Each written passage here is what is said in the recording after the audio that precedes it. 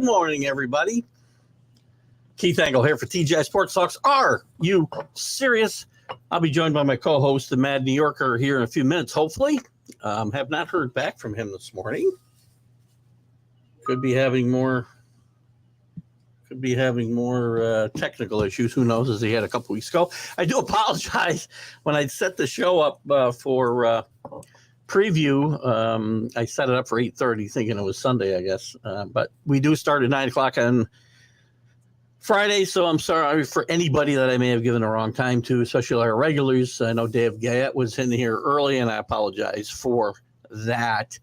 Quick shout out to all you watching on TGI Sports Talk, Facebook, YouTube, or Twitter, X,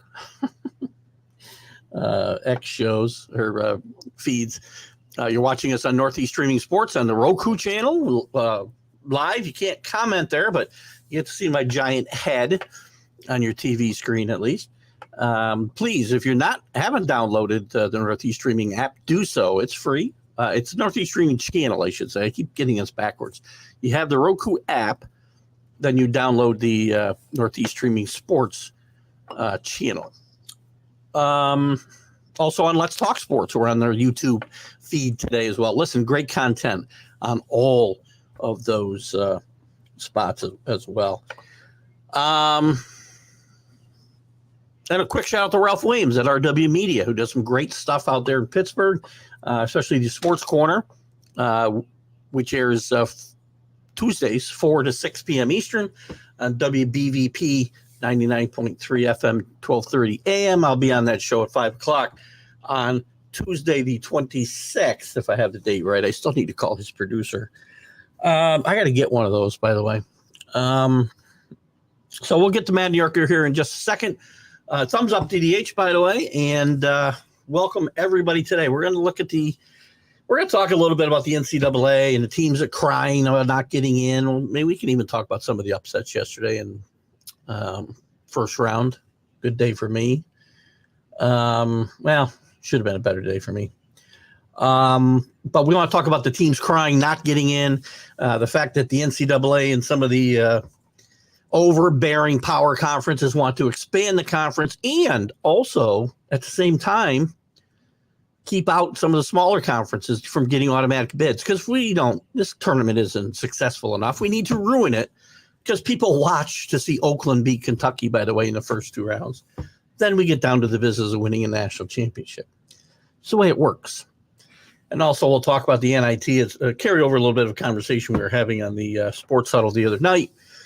NIT's irrelevant. Nobody goes, and there's a lot of reasons. The portal, there's already 555 players in the portal, which opened on Monday after Selection Sunday. Plus, they don't pay you. So, and the CBL, the other tournament, you got to pay to get in. Anyway, let's bring in the Mad New Yorker and say good morning to him. Good morning, Carlos. Good morning, everyone. Good morning, Keith. Happy Friday. Friday, March 22nd. We're flying. We're going to get 3 inches of snow tonight. Now, I think it's going to be 10 inches of snow, and the wind chill factor is like below 10, something like that. In New York, 10 inches of snow? No, just kidding. I mean, listen, it's cold enough to snow. So Tell you, it was cold here the last couple of days with the wind. It was awful. 30-some degrees is not good at this time of year. It was in the 20s. Jim Barringer, quick point of order regarding college basketball. Committee should go away. Rankings, wins, losses, conferences should matter. On TV deals, they got it wrong. Here's my only problem is I don't disagree, Jim, that they got it wrong, and we'll start our conversation here. Yeah, let's do that. They need more. They need more input from coaches. They need more input from people who are watching the games, and not just league commissioners who are watching their own league. But when I got 68 teams and 68 bids, if you didn't get in, you didn't get in. Now, St. John's might have a gripe. Seton Hall certainly got a gripe. Providence, not as much. Who else are we talking about? Indiana State's got a big gripe, but excuse me.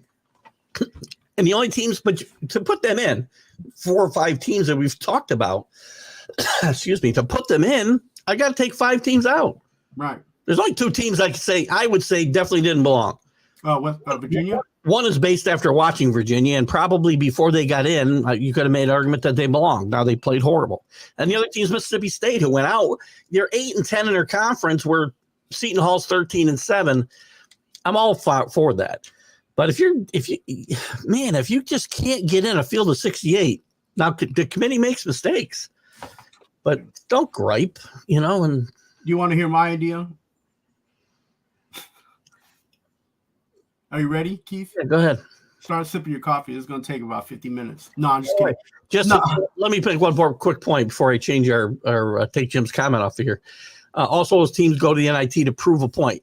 You can't compare it with FSU because, number one, FSU is the 4th best team in the country, not the 69th and 70th best, Jim. And they were getting paid to go to those bowl games. They were getting paid. $4,000 a round is what the NIT games get. That's like zero. So let's not. That's basically traveling money for 12 players. Right.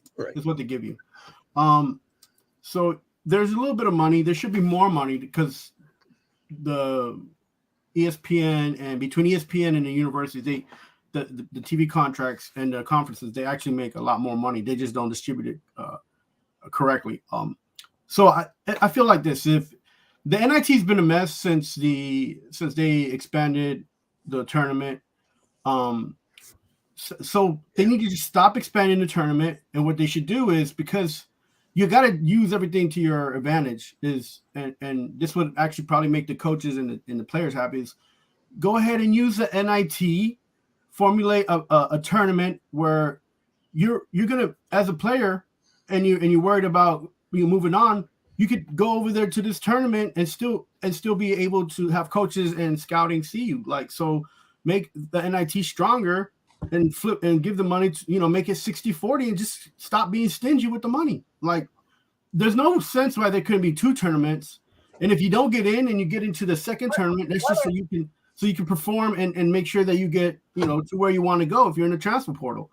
Like, if that's what, because students who aren't getting any playing time in the power and the big conferences, that will be their opportunity to showcase what they can do in a tournament like the NIT, if they didn't make the NIT so ridiculous the way it is now. So nobody wanted to go before the transfer portal. The portal is now giving the coaches the ability to have an excuse not to go because I don't have enough players. I got to concentrate on getting players in the portal because it opened up the Monday after Selection Sunday, and by Tuesday, 555 players were right. So have the 2 tournaments concurring, because most of the time, the people who watch, the eyes on the tournaments are the people who are alumni.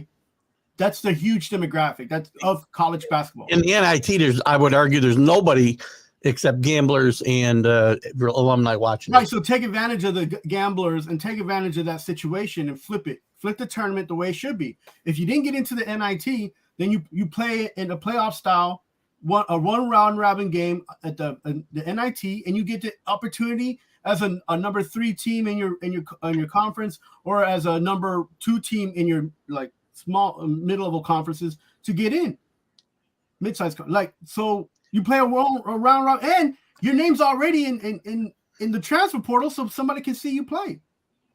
And it's in the school and the universities can use that as a situation for the players to get scouted. But this make it all a system. Just instead of being exclusive, make it inclusive. Well, it is inclusive. It's just, but it's not set up for the tournament. Is not set up for success because the NCAA has been in charge of that tournament since the beginning, anyways. They just use it as a form to make money on the back end. I think the NIT has their own committee. I don't think the NCAA runs the NIT. Yeah, the NCAA runs the NIT. Are you sure about that? You continue talking while I check this out. Yeah. So I would. If you're gonna have a transfer portal, if you're gonna have coaches quitting, use that window between the selection Sunday and adding your name to the portal, and go ahead and run the 2 concurrent tournaments, and then you'll be okay. And make one a one game round off, just like the 64. Instead of having the Final 4, just have the 2. You're right. The NCAA did buy out the NIT in 2005, so they do govern that. So that's my mistake. Previously, when the NIT still had some relevance, the NIT ran their own deal. They did. And in fact, a lot of universities were upset and tried harder to get into the 64 championship tournament because the NIT wasn't allowing them to get in when they were in second or third place and had over 500 as a record. Well, again, until there's money involved, why would any of these schools going to commit? Why would it cost them money? And by the way, we're pretending these guys are student athletes, more time away from the classroom, but I guess that's irrelevant. Well, they're in spring break, so it's usually the same time as spring break. So fair enough. They're on spring break for like 6 weeks though, while these conference tournaments and the NCAA and the NIT are going on. But I mean, to me, the NIT died pretty much after the NCAA went above 32 teams. At 32, they were still fairly relevant. This is in the 80s, still fairly relevant. Nobody was ever going to turn the NCAA down for the NIT ever. Happened in the 70s. Al McGuire said no. He had an undefeated Marquette team, number one, ranked. Correct. Said no to the NCAA tournament, went to the NIT.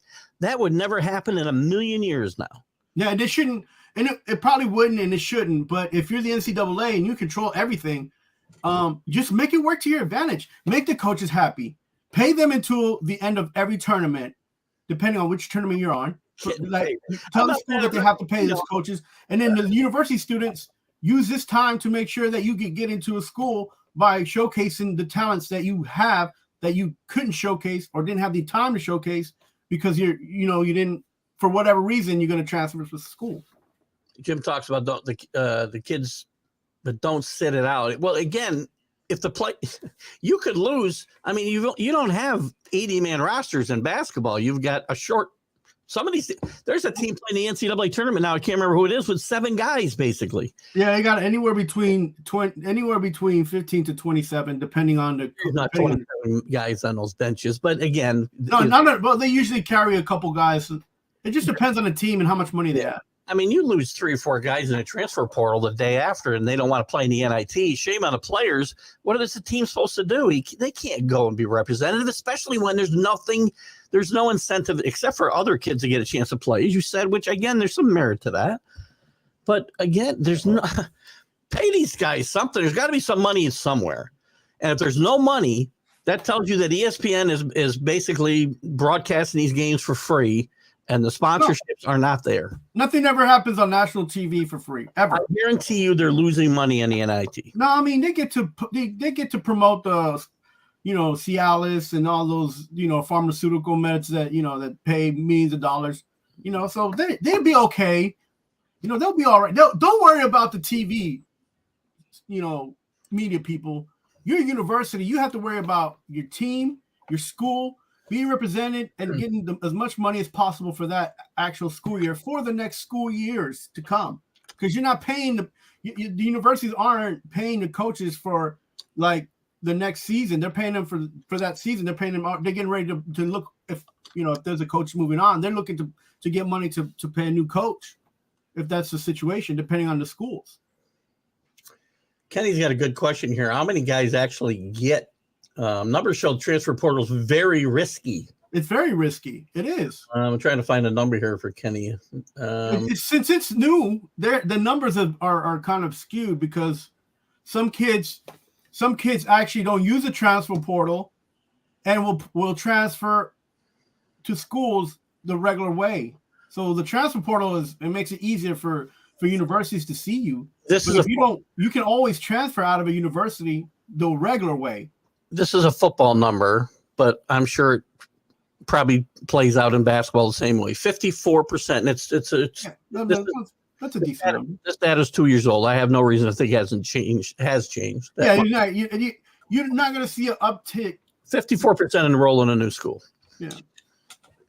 Now you can go back. I mean, you go back if they want you. If you hit the chance you take is you don't go back. 41%, which is maybe more relevant. 54% found a new school, which isn't terrible, but 41% have not found a new school, are still looking and transferred to non-NCAA schools or left their sport completely. So that leaves only about 5% to be able to go back to their old school. Yeah, so in football, you have the private institutions that can take you in. You have JUCO, which are the junior colleges, and then you have community colleges, which are sometimes they're put together in JUCO depending on the region that you're in the United States. And then you also have if you sit out the year, like you said, and then you go back to a different university or to the same university. So it's just like the 40 to 50% is still not a high number if you think about it.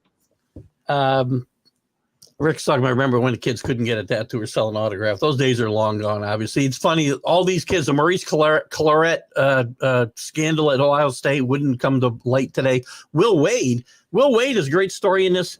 Well, he got beat yesterday. Great story in this NCAA tournament. He was coaching at LSU and all the FBI investigations were going on. And he's really the only guy who paid any penalties. He got fired, faced some fines, and it was all because of they were paying guys to play and subverting the NAL rules. He gets fired. Now he's in McNeese State. He wouldn't get in trouble for anything that he did. Well, I mean, this whole thing about the gambling and the NCAA, it's not just the NCAA, it's in sports. The biggest issues too are some of the issues too are the states that don't allow gambling as well. That's another story for another day, man. It's so I'm just saying the NIT can be used in a way where the NCAA can clean up a little bit, make things simpler for themselves, for the coaching staff, for the students, and for the universities, because at the end you're promoting these universities left and right anyways. So whenever school gets into a tournament, like last night, which was a nice game, I watched 3/4 of the game because I had to run around and do a few things because my kids are sick and stuff. But Kentucky and Oakland, that coach has been at Oakland for 40 years, and he finally got a win in the national tournament. It was a great game. If you had an opportunity to watch it, it was a great game. So that should always be something that could happen in any tournament that is put on, right? Those kind of things make basketball what it is. You got to be on the court. You got to play your hardest. You got to compete, and you got to play to win. You can't just be sitting there with the ball in your hand because you got the best freaking team on the court and on the bench. That's not how that works. Kenny talks about, I saw Utah. By the way, Luther Tickeyburden, which is a name you may not remember, Carlos, because you're a little young. He was a great high school player up here I want to say went to Philip Schuyler in Albany. Went to Utah to college. They played in the finals and lost to Purdue, I believe, in 1974. And Ticky went on, played with the Knicks for a little time and a bunch of teams, had some drug problems, didn't amount to much. But he was a great high school and college player who just had a lot of issues. But again, that was relevant. That was a big deal. I remember watching that game myself at 14 years old. Kenny was a little older. He was probably about 31. Oh, just kidding, Kenny. But there was another great player in that team named Mike Sojourner, who I believe got the MVP of that tournament, by the way, as the losing team. So anyway, the NIT at one time did have some relevance. Today it doesn't. Nobody cares. But it doesn't. It still. It's like, you know what? If the NCAA is not careful, this is going to happen to the same thing that happened to MySpace.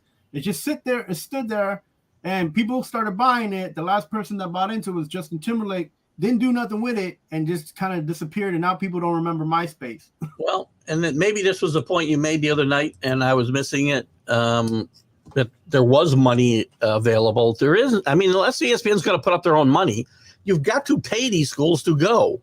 I mean, these conferences are splitting up tens of millions of dollars, the Big Ten, the SEC. When they get to the NCAA tournament, the entire league partakes in that pot of money, even the teams that didn't make it. But what do the leagues care about whether, the SEC doesn't care if their 8th or 9th best team goes to the NIT because there's no money for them. So the leagues aren't going to promote this. Nobody. Look, the conferences should worry because it's an opportunity for the conference to promote a team that was less likely to have any kind of branding in any point after they got kicked out of the regular conference tournament, right? Mississippi State, even though they lost, there's going to be kids from Arkansas, kids from Tennessee, from Kentucky, from South Carolina, going to be like, you know what? Maybe they can use me. I'm not the 5-star, but I might be the 3 and the 2-star or one of the best in my state. And they might need someone like me, so they'll look into that. That's an opportunity. You never know. Like, that's something that teams like even when I went to school, teams like Austin P, Murray State, Moorhead, at the OVC, they got eyes. Look, the what's his name guy was one of the best players in college basketball. Morant, he was one of the best players in college basketball. Nobody got to see until they got to the dance. Well, then they need to. You know what I'm saying? So that has sometimes that doesn't have to do with the university not being able to promote themselves. Sometimes it's regional. Sometimes it's the whole United States. Listen, we just found out where Oakland actually is. I'm sure a lot of people were sitting there saying, "I didn't know they had a university in Oakland." It's not in. It's in Detroit. It's in Detroit, right? I'm just saying. Like, I have people ask me that oh, you know about basketball? Where's Oakland? And I was like, Oakland, what? The college? What are you talking about? Those are casual fans. And Kenny's right, by the way. SMU would never have gotten the death penalty. And why? Going back to the NIT now, though, again. Why would they be playing Saturday when there's still wall-to-wall NCAA tournament games? Why would they play any NIT games? There won't be anybody watching. You don't. So the problem is, you look. How about this, Keith? How about you think like open-minded? Here's the thing. There's a lot of poker tournaments going on TV. You don't think people are watching, but that's what you think. There's a sucker for every channel on that channel lineup that you have, and they're gonna watch whether you think that show is relevant or not. Why? How am I going to watch it when I'm watching something else, though? You got people channel surf all day long. That has not. You don't have to worry about that. Multiple TV set up. They'll be on TV. They'll be on multiple NCAA tournament games. Just like us, we don't think people are watching on Roku, but eventually there's somebody somewhere watching us. Jim Graziano, welcome to the show. Jim's a new follower, I know, and played basketball at University of South Carolina. And I'm sorry about your Gamecocks losing yesterday. Tough loss to. I actually took the team they played. I'm sorry about that, Jim. The SEC is just. I'm trying to remember who they played. Yeah, they haven't had a good tournament so far. But football, that's why. Jim talks about they couldn't got paid at all. Some got paid, some got cars. It was all hush hush. So everything was under the table. And we know that now, Jim. I mean, everything that was going on under the table is now above the table. Kenny mentioned SMU wouldn't have got the death penalty back in the 80s, late 80s, whatever it was, in football. Reggie Bush would have never lost his Heisman, but again, you can't go back in time. And you can't go back. If it was illegal, like I keep saying, if I got a speeding ticket for going 40 and a 30 5 years ago, and then they make the speed limit 55 there, I can't go back and say, give me back. I can, but I'm not going to get it. But we welcome Jim to the show, and we like his. Jim, I'd like to get you on the Wednesday college sports huddle one night if you're amenable to it. Talk about some of your times at South Carolina. Talk about the game today. Love to do that. Jim was a really good player for his years. He played for Frank McGuire at South Carolina. Big name in New York City, Frank McGuire in basketball. Yeah, Frank McGuire. It should be played before the NCAA. You can't play before the NCAA. You don't know who's going to the NCAA.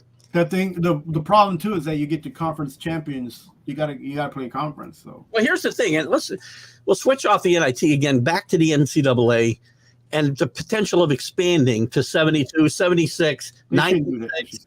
They want more bids because they want to push out the little guy. It's funny. They know they can't do it the way it is. And by the way, this tournament would not be as popular as it is if the little guys didn't have a chance. Without the little guys like Duquesne and like Oakland, like Samford almost beat Kansas last night. St. Pete's last year. St. Pete's a couple years ago went to the Elite Eight.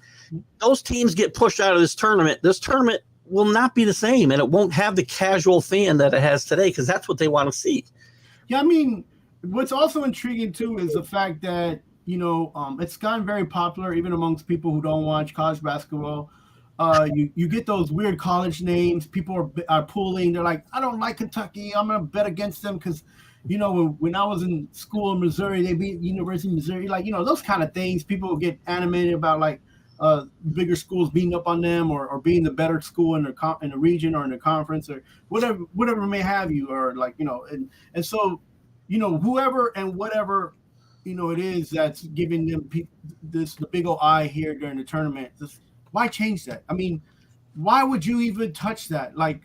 And while he's backed off his comments a little bit, I was shocked to hear. I'm not surprised to hear commissioners like the SEC commissioner and the Big Ten commissioner talk like this. They want all their teams to get in all these tournaments. Right. What? And they should though. That's something they should say, but it doesn't mean it should happen. And I was very disappointed to hear Tom Izzo jump on the same topic a couple of days ago. Now, he backed away from those comments a little bit yesterday.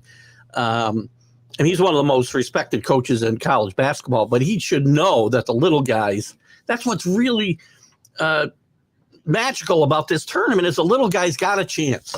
Always got a chance. You can't get on the court. They'll never get on the court with these guys other than the NCAA tournament because they won't play them. They won't go to their building and play them or play them on a neutral site. They'll never do that.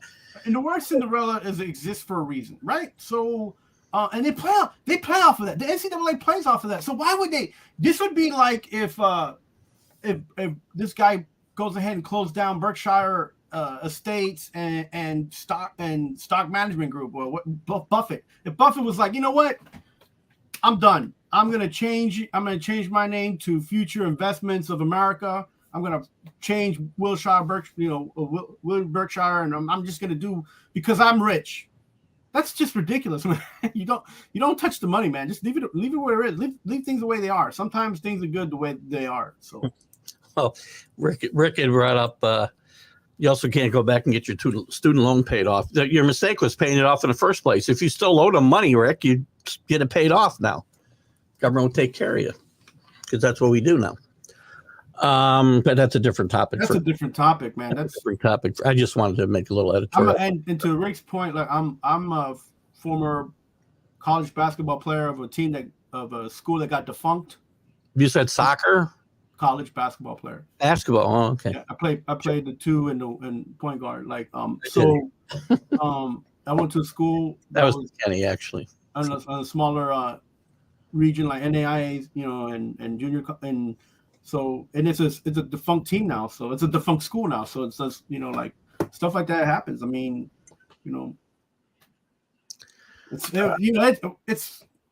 can go in either way. But at the end of the day, it's like these schools have conference tournaments that they need to play out and they need to win. Whether they have over 500. Over 700 and they don't win their conference, they don't get into the dance. Lots of money involved in those tournaments. That's why they have them, right? Again, you go back to the early 80s, there really were no conference tournaments except the ACC. They were the first one to award their bid. And that's when you got one bid as a conference. You could not get more than one bid. But then everybody saw it. Now, if you let every team in from, say, the Big 10, the SEC, the Big 12, which is what they want to do, basically, by going to 96, even 76, they're going to and eliminate automatic bids for the Horizon League and Oakland stays home. What's going to happen? Then people are always argue whether it's football or basketball. The regular season becomes less important. The conference tournament will mean nothing. If you're just going to take all the teams, except for the ones that are just rock bottom, then what's the point of playing any games? Let's just play a tournament and be done with it. I mean, it gets ridiculous. I have a question for you. Had another team that wasn't an SEC team played Oakland, do you think there would have been the same or different result? Say that one more time. If there was a different team besides Kentucky playing Oakland last night, do you think it would have been a different result or almost the same? I mean, it's possible. Again, one of Kentucky's problems in the tournament is the fact that they're playing a bunch of freshmen almost all the time.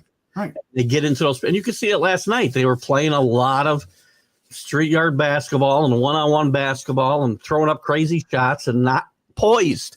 Right. You play an Oakland team that's got veterans. That's why these teams can compete in the NCAA tournament because they're experienced, good guard play, and that's why Oakland wins. They have two players over the age of 21. Who's that? A 23-year-old and a 24-year-old. Oakland. Yeah. You're not going to see that at Kentucky. You're not going to see that at Duke. You're not going to see that ever. And by the way, kudos to the Oakland coach, Gandy, I think his name is. 40 years. He's been there 40 plus years. Brought this team from Division II, Division I, and didn't play. They've been in the tournament, I think, 3 or 4 times now. Have beaten 15 power conference teams, but not ever on this type of stage. Right. So kudos to him for staying there when I'm sure he'd had offers to leave. And I think we need to give credit to these students, even if they had a couple guys over the age of 21. You have to give credit where credit's due. These kids played to not lose. They played to stay in the game. Agreed. And that was taken to another level to the team full of freshmen in Kentucky that couldn't handle it. You're right, Keith. They were under a lot of pressure. They didn't realize and they didn't understand what they could do because they lacked experience. And you have to give credit to the team that played, as well as the coach tried to keep them focused. That coach was in their face. That coach made sure that they were focused, played defense, and that they went ahead and just went and scored enough points to stay in the game, not to beat Kentucky. That was never the point. The point was to stay in the game. The dynamic's so much different, too, because Kentucky loses the season's loss, complete loss. It's a disaster. Nothing good is going to be said about this team. For Oakland, winning this game, that's their NCAA championship right there. Now, they may go and win another game, or they may not, but it really doesn't matter at this point. Now you're playing with house money. Same way with St. Peter's 3 years ago. Shasheen Holloway cashed it in for a much better job at Seton Hall, which he did a great job at this year. Right. Anyway, to Chris's point, coaching is a lot different these days with kids. It's a faster thinking age. Because the game is different. They want everything right now. That's part of the fact. I don't know if it's faster thinking or immediate gratification, and maybe it's the same thing. I don't know. Probably a little bit of both. Listen, I mean, for those people who say John Calipari stinks, you got to be out of your freaking mind, because there wasn't anything he could do to make sure this team was going to be do more than what they did. You understand, the kids on the court made the mistakes, not John Calipari. John Calipari's mistake is recruiting the way he recruits. The one and done thing doesn't work anymore. It worked for a while. It doesn't work. But here's a problem, Keith. Like, you can recruit those kids that say one and done, and they might stay. Or you can recruit guys that say they're going to stay, and they might go. Yeah, but if you stay, he's bringing in guys better than you to play next year. So the one and done thing still is his muscle, and it doesn't work. I think he's just an example of trying to beat the system, but the system just beat him. Well, you got this transfer portal, and he got a few players that were older on the Kentucky team. He didn't get enough. That changed the one and done thing a lot. He had a few guys on the team that were older. He just didn't have 4 guys. He had 3 guys. You are right, though, Chris. Unfortunately, you can't go kick over tables and throw phones around anymore. But you should be able to yell at a player and him not go cry and sulk and say, I'm leaving. Kids are not tough today. I'm sorry. Let's get to some more comments. The guy in prison for a joint would like to go back.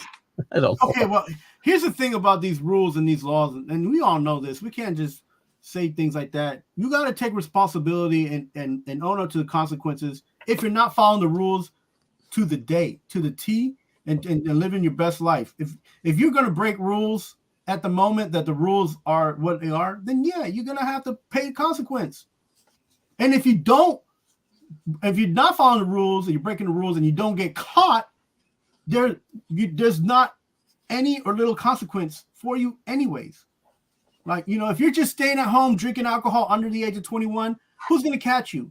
But if you're in a bar with other people who are over the age of 21, you drinking at the age of 18, you go out and you get caught, what it is like, and inebriated, what's going to happen? You're going to get, you're going to deal with the consequences. Yeah.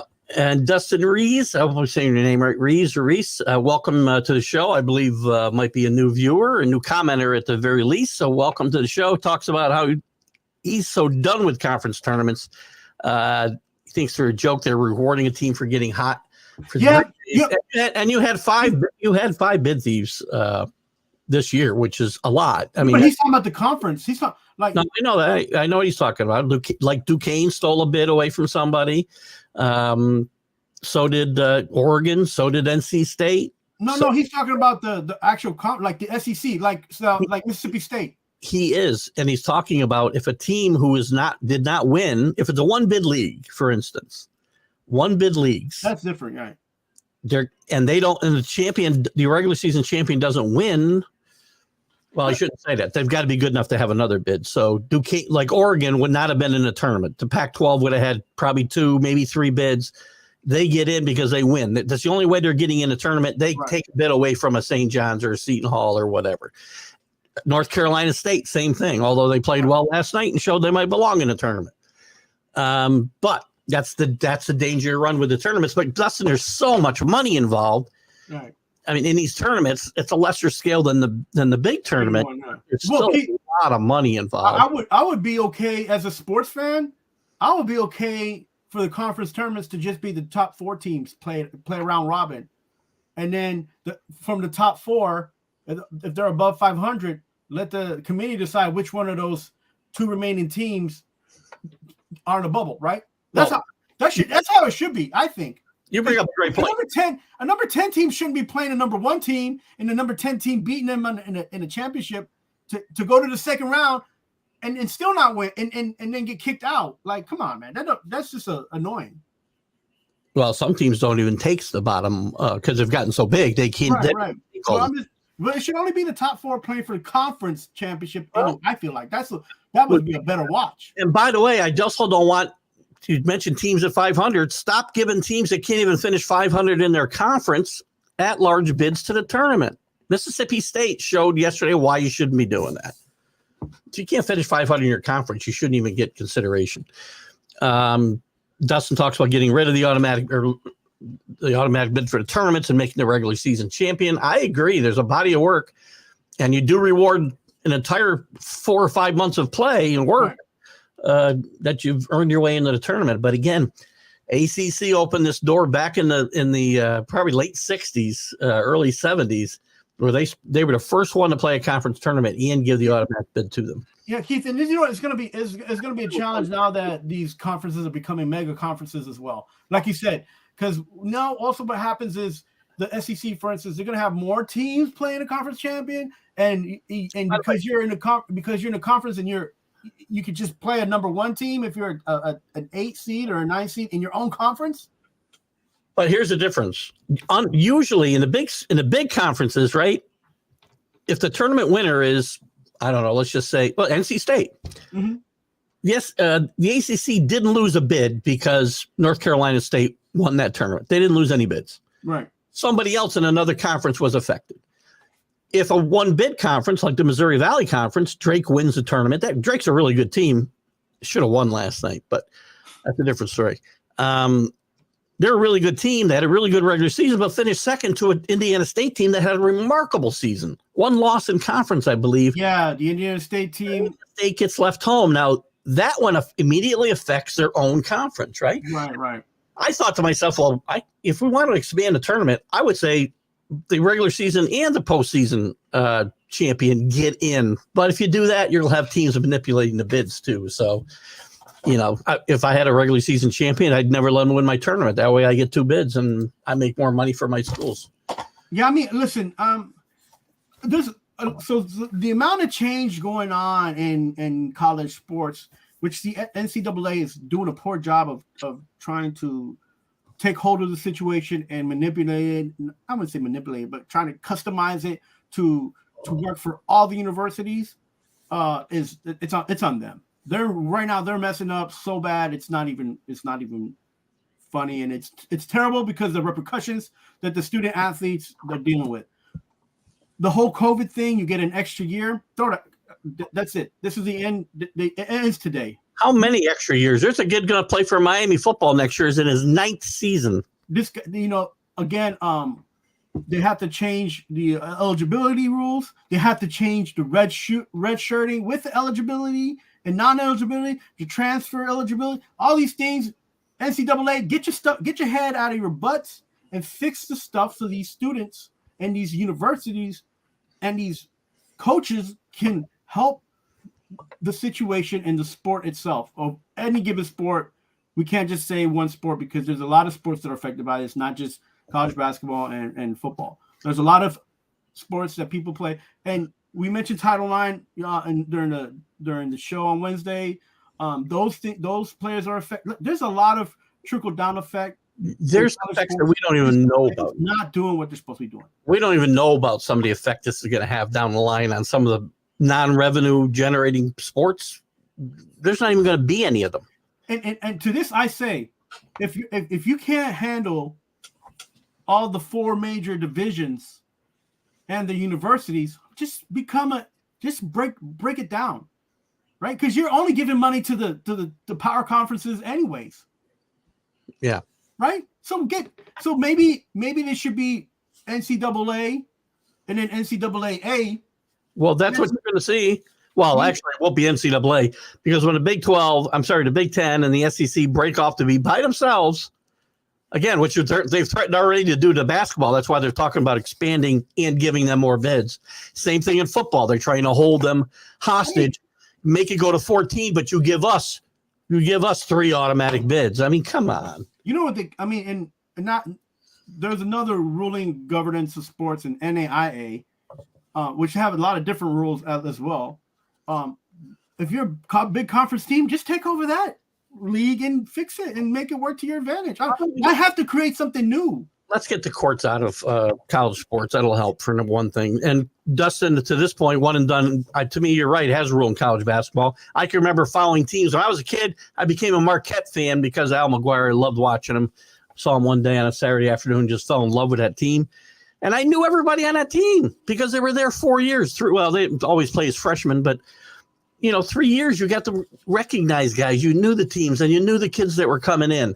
I don't know half the players. I go out there and before the tournament and I got to figure out who half these guys are. Yeah, and most of them are transfer students now. You can't make them stay 3 years because they'll go to court and get a ruling that says you can't inhibit my ability to earn a living. This is what, it's ridiculous. The courts need to stay out of sports. I believe the champion league in term of leagues and not tournaments should get the nod to the tournament. Another one agreeing with what Dustin said a minute ago. I think we're talking about Calipari. He's changed his coaching has changed because the game changed to street ball instead of learning the true game. Not so much. You watch a lot of teams. Again, watch the teams like Oakland. Yes, there's a lot more 3-pointers. I get that, but that isn't necessarily street ball. That's smart ball. There's still a lot of ball movement, and it's fun to watch the college game compared to the pro game, which is nearly impossible to watch because it devolves into, one-on-one nonsense. No, the NBA is more street ball than NCAA for sure. Agreed, for sure. Know your role is the oldest and most succinct coaching tactic. Well, I don't like my role. I'm not going to do it. That's the problem. Trouble is now when the athlete leaves because he doesn't like his role, which is what he doesn't say. Back in our day, after a bad game, you'd go home, have a shower, a beer, and that's the end of it. And not now. Social media, as you mentioned, makes it harder. Immediate gratification because we enable these kids to have the attitudes that they have from the time they're young kids. Kenny Pickett with the Steelers, these guys think they have power that they don't actually have. Well, listen, you keep saying they don't, but they were able to finagle their situation, and they moved him out the team because they didn't want him because he's going to be a cancer. Do you think he's better off now that he's not on the Pittsburgh Steelers, or worse off? And that's. I don't know. I just know the Steelers didn't want him around, so they found a way. I think it was the fact that he was getting. They were saying one thing, but they were treating him the other way, right? So they're saying that he's the future and he has opportunity, but whenever the opportunity came up, they're like, "We're gonna bench you because we're gonna let this guy play," and Rudolph. And it didn't make sense, and you don't want to be treated like that either. Every situation is very different, man. And if you sign a contract, you want to uphold your end of the contract, but then the team needs to uphold their end of the contract as well. So as much as he bamboozled his way out of Pittsburgh, he did it for himself, and if he feels like he's in a better situation, good for him. But at the end of the day, he's going to have to play football and be a good football player or a great quarterback to go down in history. So if he doesn't, then yeah, he's going to look bad because he went away his business and did what he did. Yeah, I know. And Dustin's talking about, can't sit here and tell me, we're back to our beginning of the show here, where we talked about teams getting left out. You can't tell me that there's 68 teams better than Wake Forest or Seton Hall or in the NIT or even Pitt that declined the NIT. Those three should have gotten that. The problem is, how about this, Dustin? Let's just say whatever team you're pulling for, let's say they were number one in their conference, right? And let's just say they didn't win their conference tournament. So you're going to put the team that you root for that ranked number one during the year, right, in the tournament, but you don't have respect for the person who won the tournament in your conference, and then because they get the automatic bid anyways. This would happen with any team out there that's in the Power 5 conference. And like Keith is mentioning, it's the smaller schools that are losing the opportunity anyway. Look, had St. John's made it to this dance or not, they weren't going to go past 2 rounds. And you can't really tell me that St. John's was going to make it past 2 rounds, whether they came to this tournament or not. Well, he doesn't mention St. John's, but St. John's or Seton Hall or Wake Forest. You know, I bet I would tell you that Wake Forest would have got beat by that Oakland team yesterday. How about that? I can say that because I know that Wake Forest didn't make it the dance, and I know that Kentucky played better than Wake Forest most of the season. I can't make those conjectures. I don't know. It's like, you can't, like, yeah, we didn't see this play out. Fine, we didn't see it play out. But the problem is the people making the decision makers are looking at statistics, analytics, and numbers. We don't have the eye test in any of these selections. That's the problem. Again, the people who are actually watching the games should be making these decisions or have input. Right. Now, again, whether Wake Forest, Seton Hall, or St. John's, or Oklahoma, who didn't finish about 500 in their conference. So no, I'm sorry, they don't belong. These teams all did. I think Wake Forest did. Okay, Keith, how about this? Let me ask you a quick question. Well, hold on, let me finish. I can't get excited, Dustin. I'm sorry that 68 teams got chosen and these didn't. If you can't find a way, if you find yourself on the bubble of a 68 team tournament, then you've done something wrong during the regular season. You can't find yourself on the bubble here or you're going to get screwed. And that's been seen. Yeah, so I get your point, but I have trouble buying in. If you got to get yourself off that bubble is what you got to do. And we'll finish it with this. From the 4 teams you mentioned, or even 5 or 6 or whatever, who were on the bubble and didn't make the tournament, how many of those 6 do you think would have beat Oakland last night the way Oakland played? I don't know. It's hard. I can't. Again, you're asking for conjecture, and I can't. I don't have a. Well, I would feel confident saying that maybe 2 of those teams would have beat Oakland. Maybe 2. I got to believe a Shasheen Holloway coach Seton Hall team, which isn't loaded with freshmen probably the way John Calipari's did, arguably would have played a better game and beaten Oakland. And I would put him definitely. I would put him one of the 2. From the way the Seton Hall played this year, you're right. From what was given for what the kids have played, for the athletes have played in their conference. Yeah, but I'm not. They didn't make it. They're not in, and that's okay. It happens. It's the way it is. Yeah, I'm surprised Seton Hall went to the NIT as well. We'll see. Kenny, I think still talking about Calipari. And if you are, he's on his 8th season. He's like his 15th season. He's going to make more than the beginning pros, and he's going to make more than. I'm not sure what we're talking about there. I guess salary wise, he's going to be making more salary wise than the pros. That's probably true. He might be. He should be. I mean, he's been coaching 40 years, 50 years. Keith, to end this discussion about Calipari, do you believe it's his fault that Kentucky lost that game last night? Yes, because he built a team. So no, I'm talking about with the team that he built, with the team that he had. Because you can't go backwards. Well, I can. I mean, again, poorly constructed teams are the problem. That team he constructed made it to the game. Coach the team he constructed any better? Let's just say there were 2 different people: John Calipari, the recruiter, and John Calipari, the coach. Right? Yeah. Could John Calipari, the coach, have coached those kids to a victory last night? Not the way they were playing, because they weren't listening to him. Thank you. Yes. But he recruited the kids who didn't listen to the coach. So that's my argument is that my point is that Oakland played to win and Kentucky showed up to play.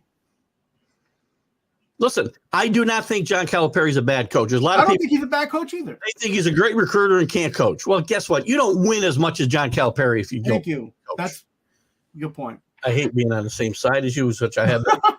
We're getting frustrated because we're agreeing with each other. I am. Now I'm getting pissed. So, if you really want to spice things up and have a conference tournament, take the winner of the tournament and have them play the winner of the regular season. Well, that's kind of what Carlos was talking about. Take the 4 teams. Take the top 4. It's a little bit different. He's saying play the tournament and then play. If a different winner than wins the regular season, have them play one more game for the automatic bid.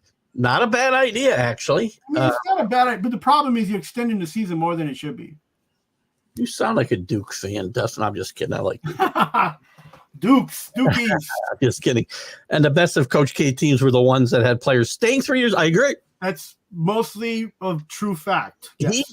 He tried to go with what the model was when Calipari started doing the one and dones, and other teams were doing the same thing and having success, he tried to do it. Right.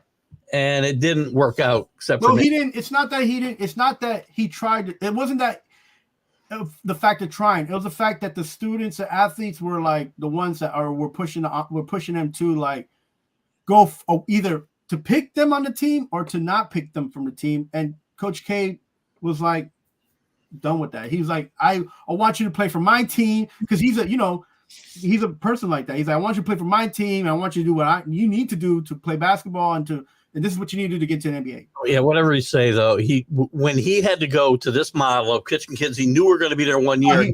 One foot out the door. I guarantee he was holding his nose the whole time.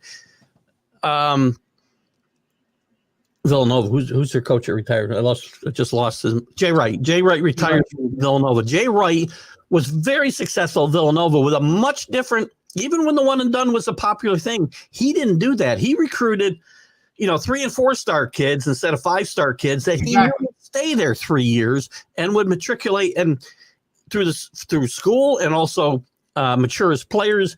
And that's why he won 2 national championships in 5 years too, by the way. And to that point, most of those kids were 2 stars and lower. They were great kids in their region, regionally. So that's where he. And to go back to Chris, those kids will come and play and know their role. To go back to Chris F. Graves' comment earlier about know your role. Know your role. Those kids recruit a bunch of 5-star athletes and say know your role, because their role has always been I'm the man. Right. That's correct. Right. You're not going to change that mentality when you go. When you recruit coachable kids, you can do different things. I think Rick, to Kenneth Pickett's point, I think he's happy that he didn't have to move and he stayed where he was has been regionally since even after high school, right? Like, I think one of the things was that he didn't want more change, and even if he had to go on another team, he stayed in the same area and he's comfortable. Like, sometimes people can choose to be comfortable for their own mental and emotional sake, for today's sake speaking. Okay. I know sometimes it sounds like a bunch of mumbo jumbo, Keith, coming out of my mouth, but in today's day, for their emotional and mental mind and status, maybe this is a move that Kenny Pickett was okay to make in this time. We're going to see in the future whether it was a good option or not. So don't sell yourself short. It often sounds like mumbo jumbo coming out of your mouth. Don't worry about it. Yeah, I don't know anything, man. And Pickett probably should have stayed at Pitt because he'd be the starter. Because I'm telling you right now, Justin Fields will be the starter there. And that was an argument or an idea that I even told Robert from Sports Club. I told him it didn't matter where he went or where did some of these guys go that are starters that are going to be on the bench, because in the last 3 to 4 years, most of these guys end up starting anyway because there's so much injury. Yeah. Let's not talk. I can't welcome Anthony. Anthony doesn't want to talk about March Madness anymore. He's on to football or Good morning, Anthony. How you doing? Good. You say good morning first, Anthony, not second. Good morning, Anthony. Good to have you with us. Dustin, he doesn't have much respect. Doesn't have any respect for anybody this morning. I'm just kidding, Dustin. Your comments are certainly not without merit. Don't have any respect for someone getting hot for one weekend and win a conference tournament, taking a bit away from a team. Yeah, I mean, it's not about respect. It's about the situation. Indiana State, we haven't even talked about. Indiana State got screwed worse than anybody in this. Right. I think that's one of what it was like 3 or 4 teams like that with the record in a mid-level in a mid conference that got. Which, by the way, I think really fits your argument a lot better, Dustin. You haven't mentioned Indiana State. Maybe that's what you're talking about, 24-8. I'm not even sure which team you're talking about, but they fit the argument better than Wake Forest or Pitt or St. John's because they finished 4th or 5th in their conference. This team won the conference and they didn't get a bid. I think that fits your argument much better. Right. But you're not wrong. Here comes Russell Wilson. I just wanted to talk about his popularity. He's not popular here, I can tell you. I do not think he's going to be a starter here very long in Pittsburgh. I mean, listen, he got another person who took advantage of his situation and found somewhere that he can land. And he's not, if he plays, he plays. And if he doesn't play long, then, well, he's got a backup as well. So Danny Fuller, good morning, Danny, out on the West Coast, up early this morning. Thank you for popping in, one of our newer followers as well, and we enjoy having him on. He loves it when it's a great day because a cheater, and I know he's talking about Calipari here, gets beat in the first round. He puts 2 programs on probation and goes to Kentucky by John, overrated coach. Maybe this is the way that the world's trying to right the rights. Maybe he's right. But at the end of the day, it wasn't John Calipari on the court making those mistakes. He can only do so much. And that's to where my argument is about him not – people saying that he's not a good coach. I believe that's not fair to say. Did he put this team together? Yes, he did. Did he win with this team? No, he did not. So, but at the end of the day, he's still a good coach, and people are still going to want to go into his program in Kentucky, believe it or not. Let me power through the rest of these comments because I don't want to leave anybody out. Wake Forest, Seton Hall, Pitt all won at least 23 games. I know not 24. Again, I think Indiana State is a better argument there. Yeah, I think so. I think you're right, Keith. And if you don't think so, they didn't have the opportunity to prove it. Right. So, and Kenny, I agree. We talked about the Miami kid who's got his 9th season of eligibility down there. I believe he's a tight end. That'll really help probably Miami get to 7 wins this year. So that'd be great. Danny's with you. His fault they lost. Danny. That's what it is. What it is. And I don't want to rehash the whole thing, but I said they lost because of Calipari because he's the one who put this team together.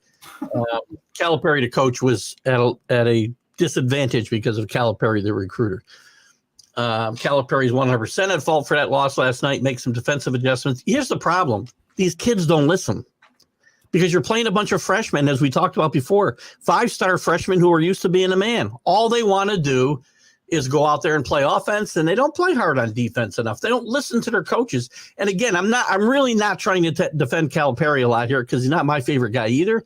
But I do think he takes some unwarranted heat. But that's not to say these are the same kids that are graduating from university or moving on from the university to the NBA and not listening to their coaches either. Right. And I could give you one of the teams right now that the players rarely listen to their coach in the last 3 seasons, and that'd be the 76ers.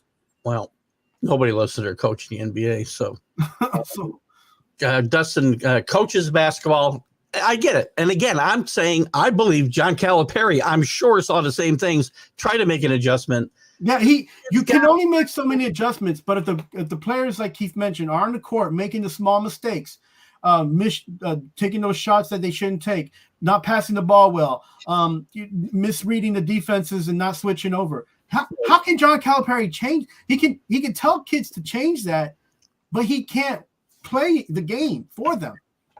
Right, and Kenny kind of alludes to the same thing here. We one and done. They have their own welfare in mind because they're trying to enhance their draft position. Coach K had Zion, R.J. Barrett, Cam Reddish, all one and done guys. Yeah, and most of those guys are not doing well right now in the NBA, or if they're doing well, they're very inconsistent. Yeah. So again, Coach K was out of his normal comfort zone doing this one and done thing, and I'm sure he wished he never did it. Morning, Ralph. Good morning, Ralph at RW Media. I talked to Ralph at the top. I'll be on the Sports Corner on Friday at 5 p.m. Check that out. Who was the tallest kid on the college team, Carlos? That's your team, I think. Real quick, you can answer that. Creighton College, he was probably almost 6'8". Oh, okay. Jay Wright used an O and ran what coach draws up. Kentucky relying on running gun. And again, exactly what I'm talking about, Danny. And then, but you guys felt Jay Wright's one of the most underrated coaches in recent history in college basketball, for sure. Yeah. For sure. Pickett should do well in Philadelphia. Kellen Moore's the OC there. Ralph's a Pittsburgh guy, so we'll talk about that Tuesday for sure. Another conversation another day about. I'm a Kellen Moore fan. So are the rumors true? New England going after Justin Jefferson? Those rumors are not going to be true. That deal's not. They might be rumors and they might ring true, but it's not going to happen. Yeah, I talked about that. We can get into it more on Sunday. I think I talked about it last week. They were going. Hold on. How about this? If I'm going you have to ask the right question. Keith, do you want Justin Jefferson on your team? Yeah, not for the number 3 pick in the draft when I get Marvin Harrison, who's going to be cheaper and younger. There you go, Anthony Price. You got it. You got the right answer with the wrong question. Yeah, right. Indiana State was a top 25 season. this team needs to be in the field. You're not going to get any argument Look, from me. Dustin, the problem is that the conferences that they play in, the teams that they play in, they're less on TV. But for what Keith and I are arguing is that we don't get to see them because they did not get a bid to come into this tournament to see if that ranking was even something suggested that was correct or not. Whereas we saw Mississippi State climb their way up into the SEC in the tournament. They played, and they played just like they played during the regular season, but we already knew who they were. I guess we're going to go a little long here today. Ralph says, what about Duquesne? I talked about we talked about Duquesne Wednesday night. I picked Duquesne to win that game yesterday over BYU. I also had Oregon over South Carolina yesterday. I couldn't remember who beat them, and I picked them to win. So, today, my bigger upset would be James Madison winning today at number 12 in their first game. Get out on the damn 3-point shot. Truly coaching. Again, the players got to be willing to buy in, man. Rick, if let's just say Coach Calipari says attack the basket because they're smaller than you guys and you guys are quicker in the post. Let's just say he says that, but these young kids are bouncing the ball back and forth, pump faking and shooting. They're still not listening to the coach. So it's like, it doesn't matter. Dustin and I a little bit different topic. Well, we did bring up Justin Jefferson earlier. Everybody KC for L'Jarius Sneed. They're not trading L'Jarius. No, they're not. I don't think they'll trade that specific player. That'd be a great trade. By the way, that'd be a great trade for the Vikings. I can tell you right now. To get L'Jarius Sneed and picks for Justin Jefferson would be a great trade because they need a quarterback. Right. And defensive help and Jones are the key to that Kansas City defense, which is very, very underrated. Right. We're going a little long here too, by the way, guys. Only a few minutes. I'm going to go a few minutes longer because I do have a meeting coming up in the real world. So do I. What was I going to say? Oh, the Kansas City defense. All I heard in the playoffs was San Francisco's defense and Baltimore's defense. Well, the best defense in that playoffs was Kansas City. And I said that going in, they were underrated. Well, and just on your point, I said last year before the season started, watch out for Kansas. Even though they didn't make huge changes, they have a young and speedy defense, and their defense is going to be key to them getting far. And what happened, Keith? Was I wrong or was I wrong? You were wrong. Coach Cal, the most overrated coach in sports in the last 10 years. That's not fair to say. You know what? The last 5 years, yes, but I don't know if I'd include the last 10 because the guy won some national championships. How are you overrated when you're winning? I think the problem is us as fans is that we want to see consistent winning, consistent championships, and we're not gonna get that. So, I did bring up an idea for a trade, and I don't know if you'll like this because you tend to support the Giants every once in a while. I don't support the Giants. I will talk. You would talk positive about the Giants more than I do. Talked about positively, I will. There's no team in the NFL I hate more than the Giants for obvious reasons. So my proposal is the Giants take CeeDee Lamb off the Dallas Cowboys' hands for some of their picks and future picks. There you go. What say you about that? I would say that's a good move for the Giants, depending on what I'm giving up. Right. But they need some weapons on that team for Daniel or whoever. And Dallas needs they need a little bit of pocket money and they need some depth. So that's an idea I'm floating up there, and I hope that somebody takes off and goes with it. 12/5 is still an upset, Dustin. So again, both things can be true. You can have James Madison in the Final Four, which, by the way, I don't think is a totally crazy pick. It's a really good basketball team. Does not change the fact that it's an upset, though. In your mind, because you like them to win. And that's the way they drew it up, too. Really good. It's a really good basketball team, though. I'm telling you, this team's got a chance to win a few games anyway. I don't know about the Final Four, but I wish you luck there, Dustin. Danny and I kind of get. Well, by the way, I screwed up the notifications today because I set the show to start at 8:30, which is what time Sunday's show starts, and that was wrong. So sorry about that. Danny and I kind of get notifications, but we've got it figured out, keeping each other in the loop. Well, I appreciate that, Chris, for sure. I know Danny on the West Coast, it's a lot harder for him. I don't know how the notifications even work. I get notified when shows I follow, including this show, go live. So Dustin, do you want Jefferson to get traded to the Chiefs? I don't think the Chiefs, the way their management works, they're less likely to get a wide receiver and pay him than they would to get another defensive player and pay him. Dustin sounds like a Kansas City fan. Imagine how the conspiracy theorists are going to react if Justin Jefferson ends up playing with Mahomes. They'll be all over the place. The people who think that's not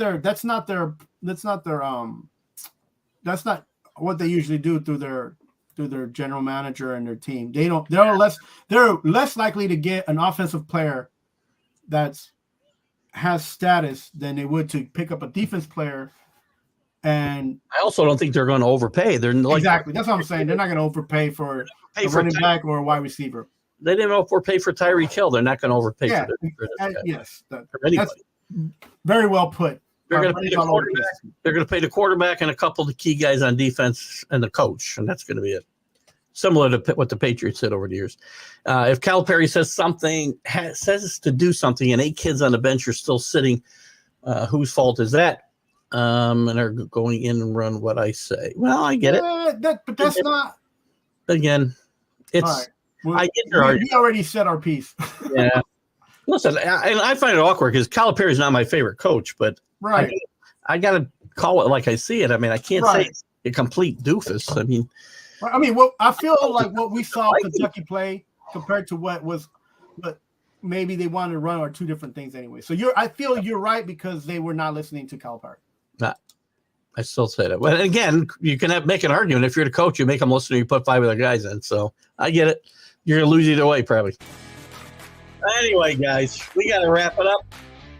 Been a great hour. You guys have been very, very good. Thank you, Dustin, for following. If you aren't following the show, please do so. And join us Sunday at 8:30 Eastern Time with the Sunday Stream of Consciousness. And we'll be back next week with this show at 9 a.m. I'll try to put the right time up on the reminder.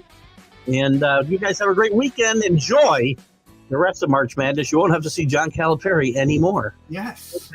Have a great weekend, guys. Have fun with the madness. Bye-bye. Oops, what did I do here? Wow, good job, Keith.